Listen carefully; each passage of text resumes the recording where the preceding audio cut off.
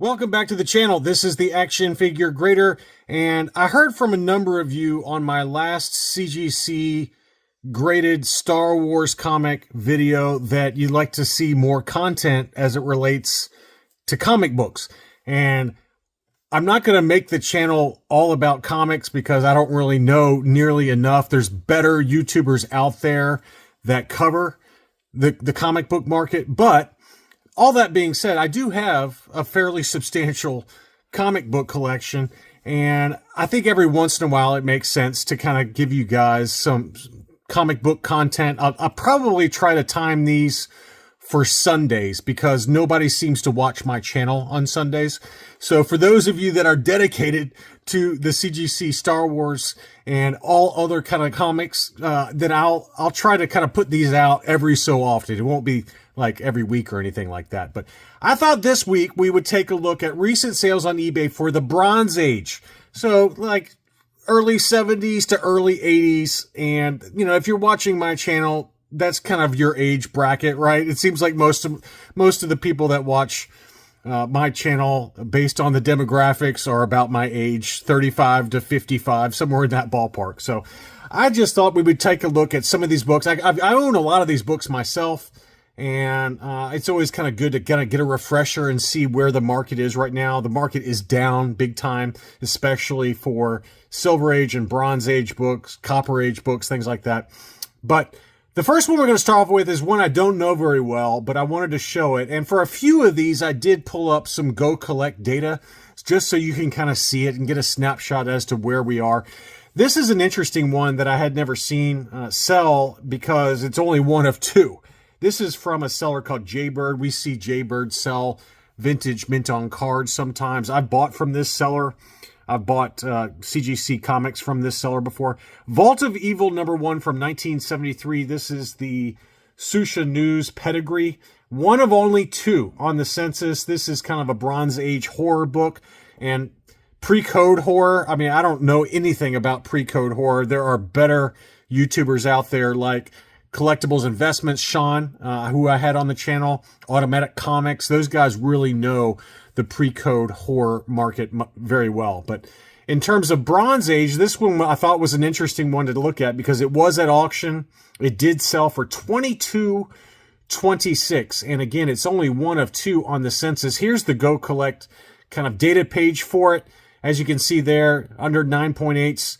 One of two. This is the first sale in a long time. And if we pull up the 9.8 history, the last time a 9.8 sold was for $625 back in 2011. So even with horror books from the Bronze Age, not pre-code, but, you know, Bronze Age, they seem to be doing very well based on this sale. And again, part of it is because it's only one of two.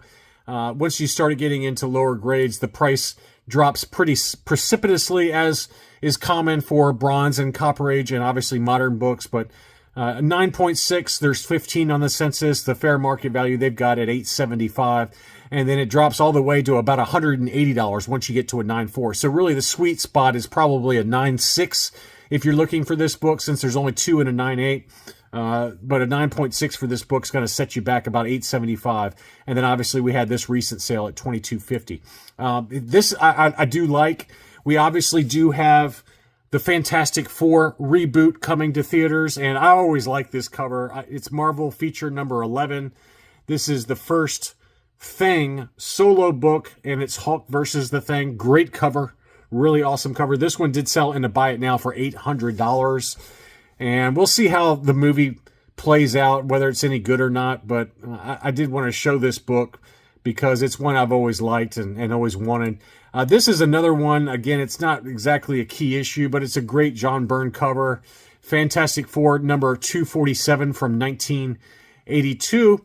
A great Doctor Doom cover. Obviously, you guys have seen the news that Robert Downey Jr. is going to be playing Doctor Doom. Obviously, it's going to be some sort of multiverse type of thing.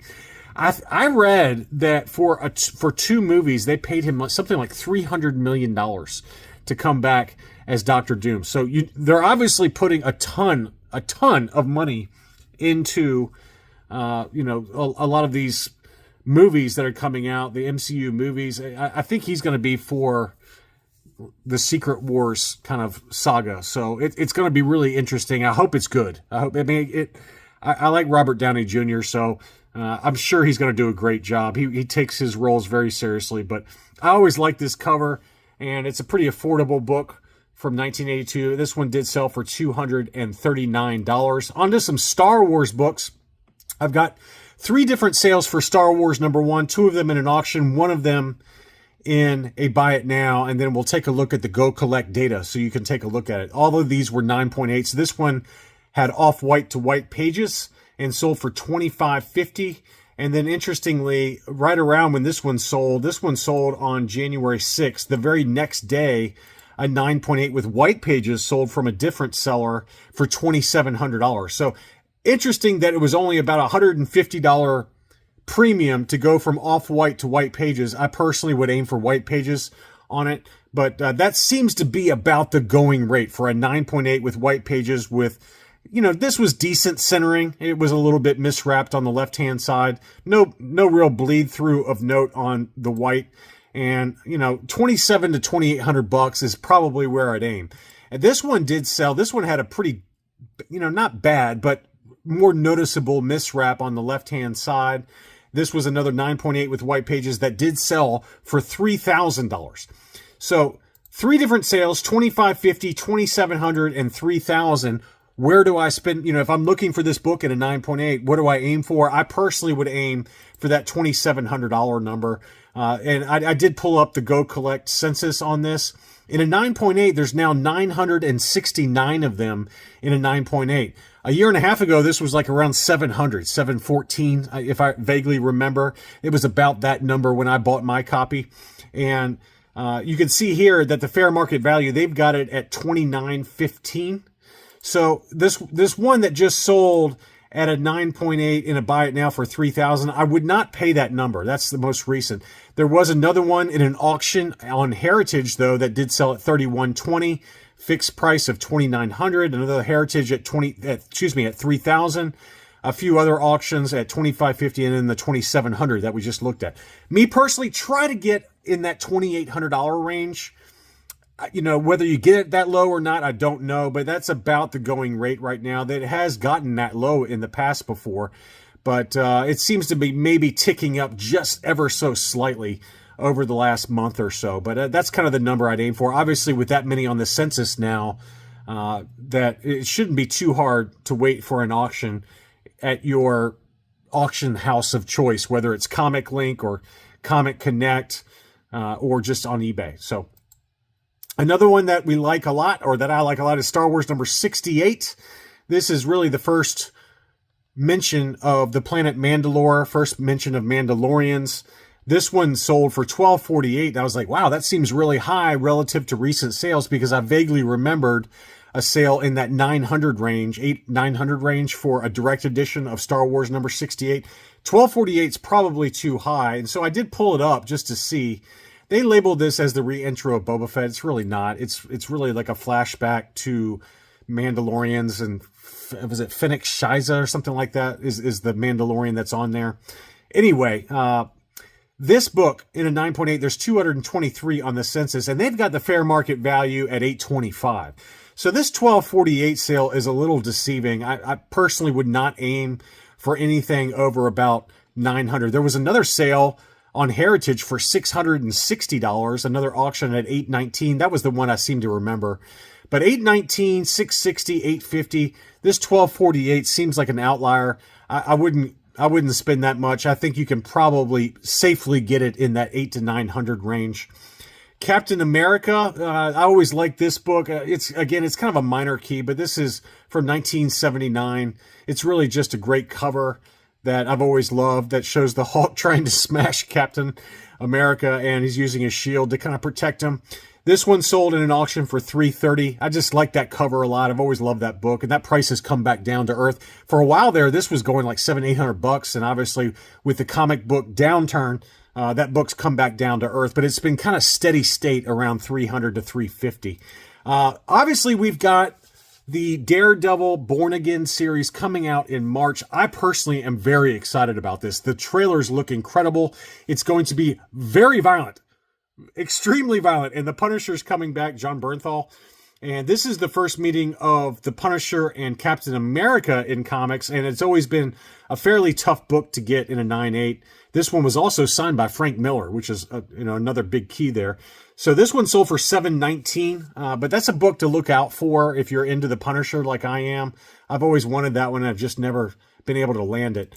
On to Daredevil. This is the first Frank Miller Daredevil artwork. This is Spectacular Spider-Man number 27 from 1979. And, obviously Frank Miller is known for Daredevil. And this book is probably a pretty good one to have if you're a Frank Miller fan. And it's pretty reasonably priced right now. $3.95 was the buy it now price on that one. I thought that was a pretty fair deal on that one. This is the first meeting of Daredevil and the Punisher in comics, which is Daredevil number 183. This is the direct edition. Now's a pretty good time to get it. It's been steadily selling in that 175, 185 to 200 range. This direct edition sold for 200. This is from 1982. This newsstand edition sold for 185. That is a number I would have paid in a heartbeat. You got to be careful in this book because it does get on the bottom around the Punisher's feet. It's got kind of a print masking error that a lot of the times it gets kind of a whitewash on the bottom there. So be patient and wait for a super clean copy. But I thought that was a really good deal at $185 for the newsstand of Daredevil number 183, the first meeting of Daredevil and the Punisher in comics. But I personally am very, very excited about this new Daredevil series. It's a big departure from a lot of what we've seen. And Daredevil's always been a little bit more violent, the other kind of iterations with Charlie Cox. But this one in particular looks extremely violent. The Kingpin is now the mayor. I mean, it just looks amazing. Hell's Kitchen is just kind of blowing up. And obviously, when you get the Punisher involved, John Bernthal's Punisher, it's going to be a very brutal take on the Born Again story. So I personally am super excited about it. But that's a good book. That to me is a book that I would like to have at that price point. Next up, this is Detective Comics number 524 in a direct edition. This is the first full appearance of Killer Croc. Very low census count for a 9.8, relatively for a 1983 book because of the black cover. This one did sell for $4.19. I thought that was actually a pretty good deal. I've seen them routinely sell for that price or more in auctions on Comic Link. So if you're into the Killer Croc's one of my favorite villains from the Batman universe, just mainly because of the Arkham Asylum video games. But, it's not a Killer Croc cover, but it is a key issue as it relates to Killer Croc. So I do like that book a lot. Next up, Wolverine, limited series number 1. Obviously, the direct edition is very easy to find every single week. There's another one coming up on Comic Link or eBay. And this price has come down quite a bit, as most Wolverine keys have, now that Deadpool and Wolverine have kind of come and gone on the big screen. And what a great movie it was. But it seems like they've been hovering around $500 for a direct edition. To me, if I've mentioned this in other comic book videos. If you're going to get this book, I would probably get it in a newsstand edition, just because it's so easy to find this book in a direct edition. But $501 on that one. This one sold for $510. So nice tight price range on that one. And Have the Mighty Have Fallen, Wolverine number 88. This is not really a Bronze Age book, but I wanted to show it because it does, we were kind of tying in with Deadpool and Wolverine, talking about limited series number 1. If you remember, I had 2 of these in a 9.8, and after it was announced that Hugh Jackman was coming back as Wolverine for the next Deadpool movie, this book went stratospheric. And I sold both of mine at auction on eBay, and I sold them for about $650 a piece. And I said, when it gets back down into the $250 range, I'll buy one. And here we are. This one sold in an auction for $227.50. So literally the price has dropped by 60%-ish from when I sold mine. And it just shows you how fickle the comic book market is. This is a very easy book to get, obviously, to get in a 9.8. It's from 1994. It's not a Bronze Age book, so I just wanted to show it, though, since we were talking about limited series number 1 from the Bronze Age. But man, I think now's a good time to get this book if you're into Wolverine and Deadpool like I am. And I'm definitely going to have to pick one up at some point. But great deal on that one, just relative to what this was going for pre-Deadpool and Wolverine coming out. But wow, that's crazy. Next up, I'm going to finish things off with some X-Men keys from the Bronze Age. This is the first appearance of Kitty Pryde and Emma Frost, the White Queen. Great book. Sebastian Shaw obviously also is in this book as a first appearance. X-Men number 129 in a direct edition. Very expensive book to get.